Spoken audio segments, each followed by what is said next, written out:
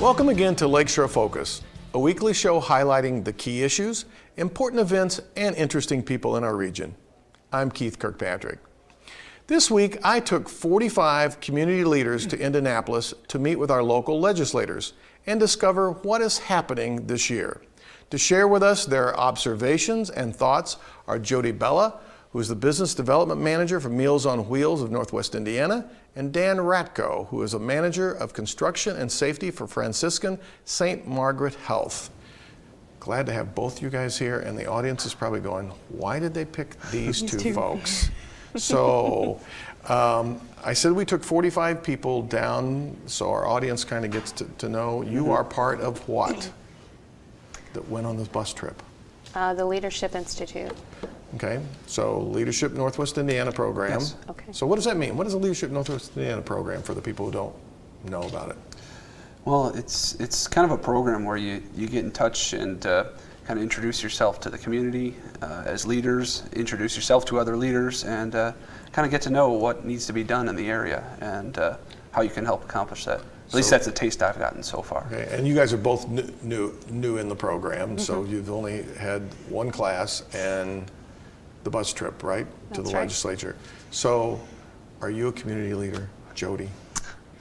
Yes, I think most people are community leaders. From any kind of a small level to an actual politician who could be a community leader, a mayor, those kind of things. I think we all are responsible for being responsible adults and citizens. I like that you have the broader definition of it. So I called you both non-political. Is that a fair description of both of you? You think, or not? Or are you pretty political? Sure, it depends on how you would define political. Political is in government interaction. No, I think I wouldn't qualify that political. I mean, there's politics in everything you do. So. But you guys aren't like wearing the big D or R and running around and No, we're not. So neither one of you. No, I'm no, not. yeah, no, we're not. Okay, so really, you guys are just kind of average voters, but you're involved in leadership positions, both of you in leadership roles and what you do. I think most of our audience knows what you're at St. Margaret's Hospital. Really, yes. Franciscan.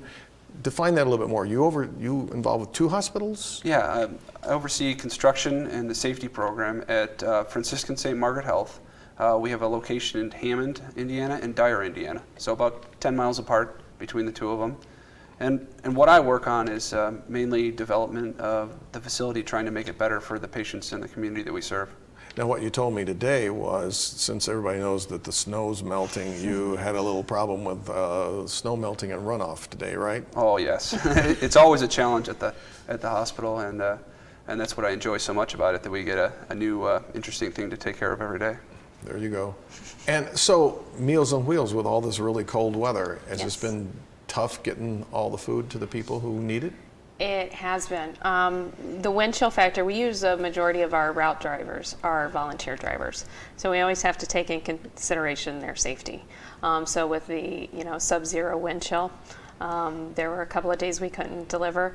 And then with some of the problems of snow removal in some of the northern Lake County areas, we had some trouble delivering meals. And that's the first time in, 8 years.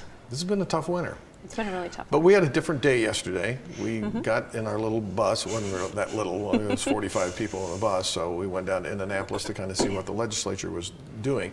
Was this a first time for you to be at the State House and see what was going on there? Yeah, definitely. That was the first time I've been down there. Okay, and you, Jodi? Yes. Okay, It was the first time for me. So you guys are like brand new. So I mean, that's what I was hoping that our viewers would see, is kind of observations from 2 people who just kind of went down there and was like, what's going on there? So we spent about 6 hours down there meeting, just kind of cut you guys loose to run around. So what did you do while you were there? I went to probably about 3 or 4 hearing meetings. I didn't stay for all of the hearing meetings. And then also I went to search out my representatives, or representatives that we deal with in Lake County. As business development manager for Meals on Wheels, we serve all of Lake County.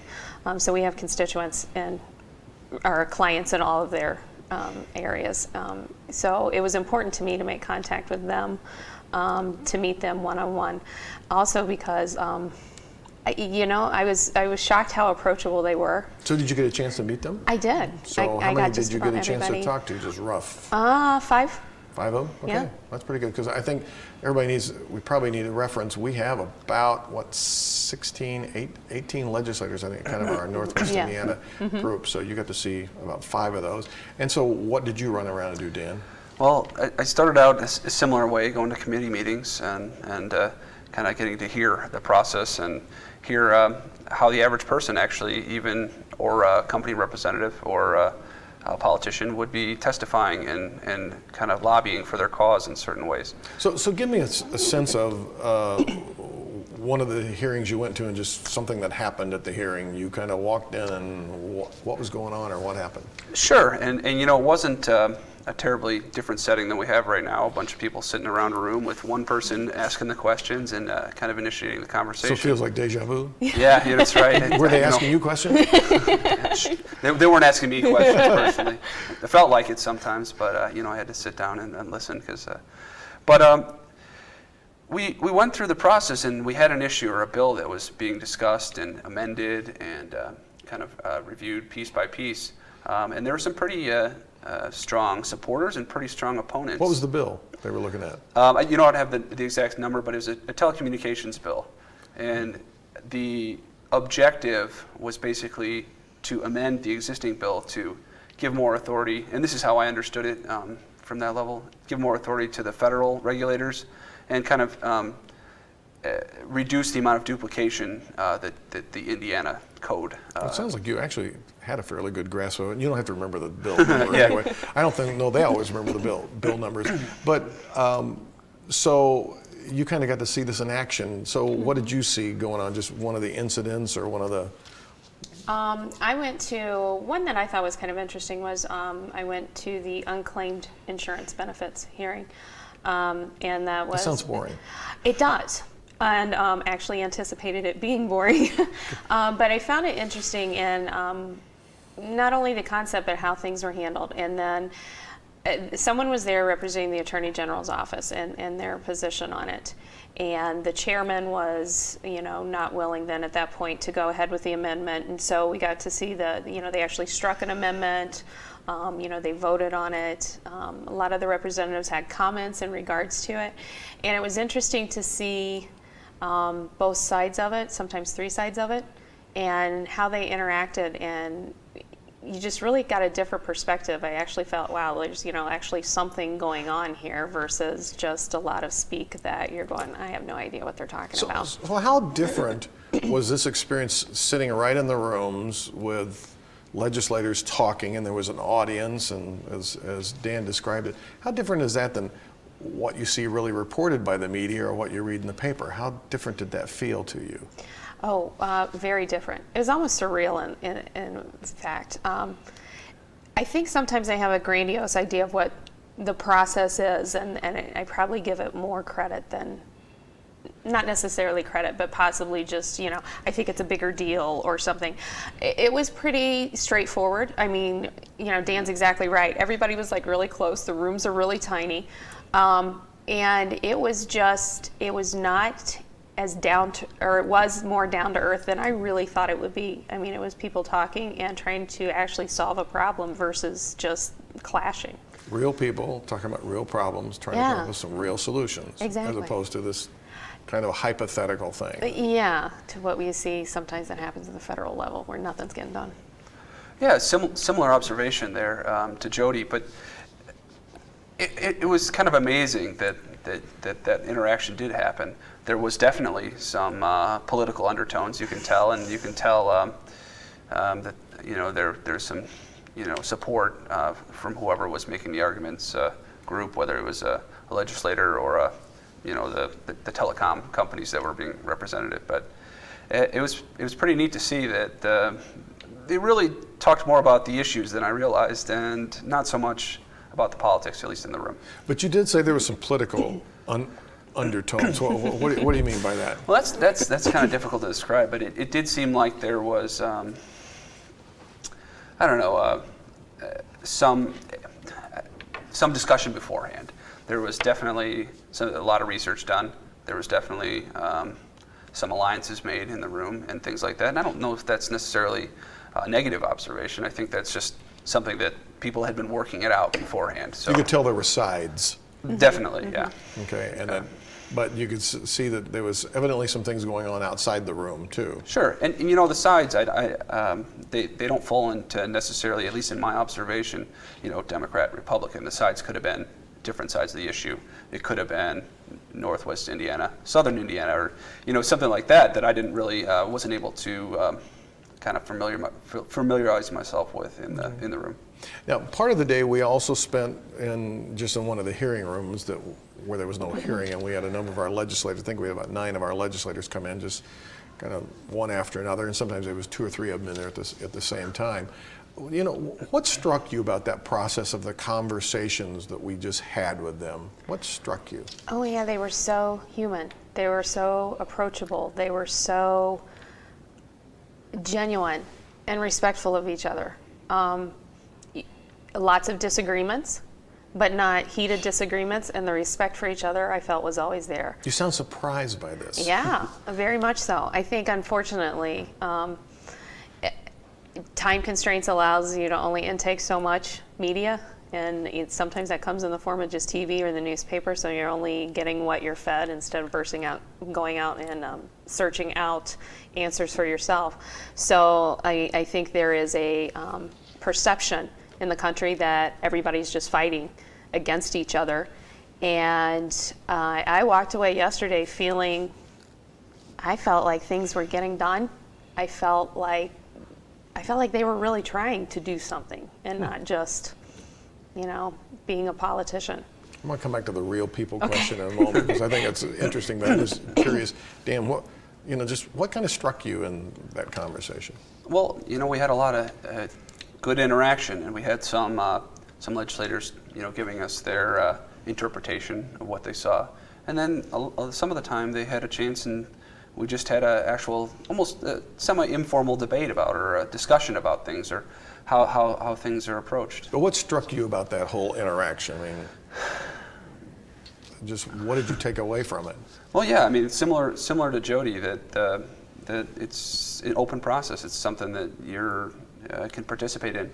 What probably hit me the most is that the legislators are seeking input from their constituents, and they don't often get it, other than, like she mentioned, the people that are pushing agendas, and they seem to be very, very, very interested in hearing what we had to say. So let's go back to this real people thing, because it is interesting how we see people. You know, their picture in the paper, we see the video on the TV screen, we hear them on the radio, and then we kind of build this image of them or something, and then when you get to talk to them one-on-one, it's different. Well, why is that? What are we doing that creates that, or what's different about that process? For you, Dan? Well, I don't know if it is different. Maybe it was just unknown to me, and that was part of the way it was. If all you see is the fighting and the attention that gets to the difficult social issues or things like that, you don't see the part of the process that maybe happens all the time that I didn't realize. So, is it different? I don't know. Maybe it's just that perception that was kind of not available to me until I went down there to talk to them. So what do you think? You get the feeling sometimes that possibly, it's just me. What could I possibly, share with somebody who's down there, who's been an elected official and everything? And they were very much, come talk to me, Going up and talking to them, I was amazed. They're like, oh, here's my number, call me. I'd love to, talk with you and everything. And to me, I'm going, really? You want to hear from me? I just live in Northwest Indiana. I kind of felt like I had nothing to offer them, but they so wanted to hear from us.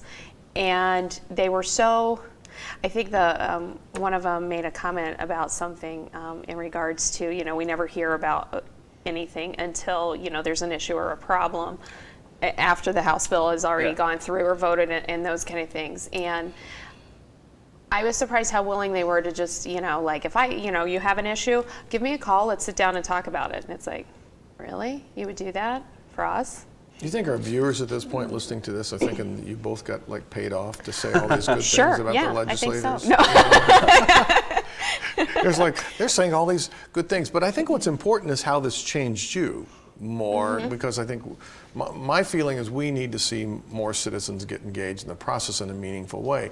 And this really seemed to change both how you see yourself as part of this process. And you ask a really good question at the end of the day, because you were really asking about how to get engaged in the process. Sure. So how did this change you? Well, I don't know. It changed me quite a bit. I mean, it kind of helped me understand that I do have the access. But I think one of the questions you asked, or one of the statements you made at the beginning, like, can get involved in the legislative process? This has kind of like helped you understand how to get involved, and that this channel is open. I never thought to kind of get down there and discuss an issue. It was an issue that I was pretty passionate about. Which one? Infrastructure. Okay. One of the things, and actually it seemed that some of the different legislators had different heavy interests as you went around the room. Some were education, some were infrastructure, some were different programs, things like that, some were the environment. But the one I was interested in was the infrastructure discussion. So when Ed Soliday was talking, right? Yes. You perked up. Absolutely. As an engineer, you're like, Absolutely. he's talking my game, pipes and road and concrete and steel, right? Absolutely. Okay. So how do you see yourself interacting differently now? What would you do differently now? Well, it depends on what the issue was, I suppose. But infrastructure. Infrastructure. It's a broad topic. But if you want to really get some sort of part of the infrastructure done, like say a road, you look for it, seek it out, seek out the information, because it is available.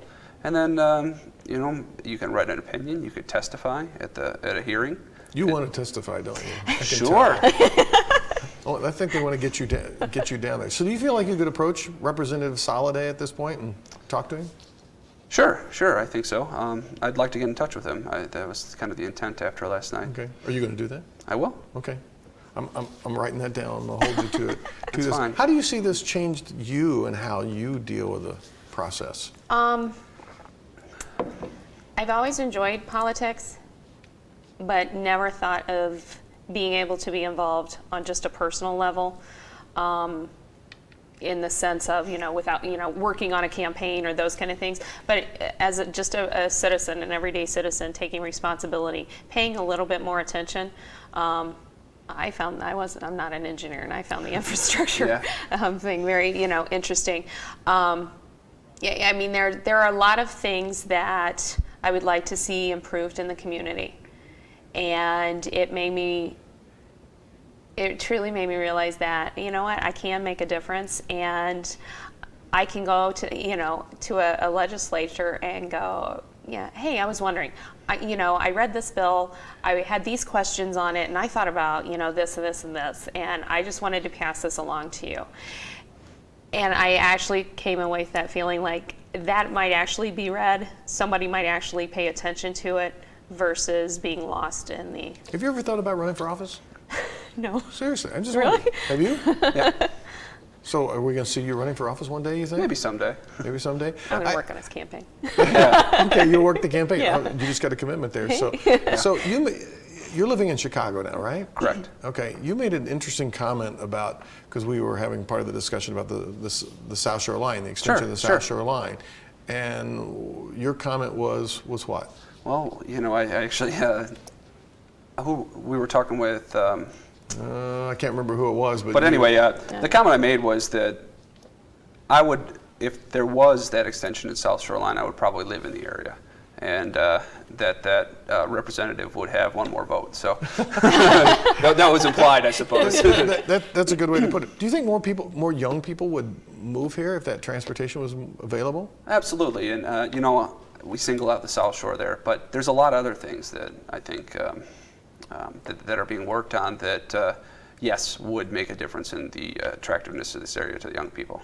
What else struck you just in the day down there, besides what we've talked about so far? I mean, just what else struck you about being in Indianapolis at the State House? I think I was very pleasantly surprised how open everything was. I mean, you know, we walk through the metal detectors and you're in the building and they're pretty much, okay, here's the building, have at it.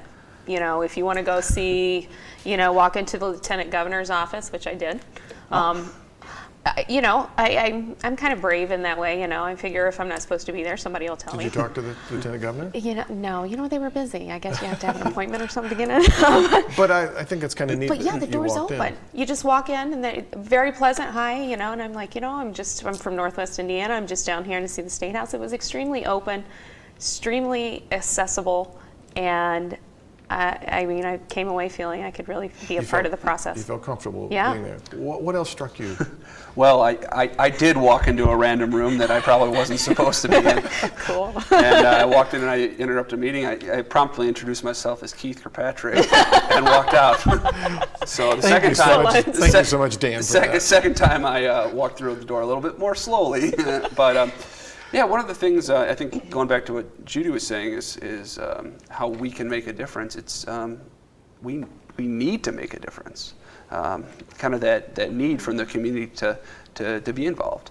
Whereas before, they'd do their job over there and down at the State House, and I'll do mine up here, and they'll be fine. But they need us to provide that kind of information and kind of push to get things going the way we want. Well, we'll wrap this up, and I really appreciate both of you coming on and sharing these thoughts, and I hope this really helps the viewers get a better sense of how other people can plug in, and I'm going to be looking forward to seeing how both of you are going to plug in the future to make a difference, and a positive difference in our region. So thanks for being here today. Really appreciate it. Thank you. Thank you Okay. very much.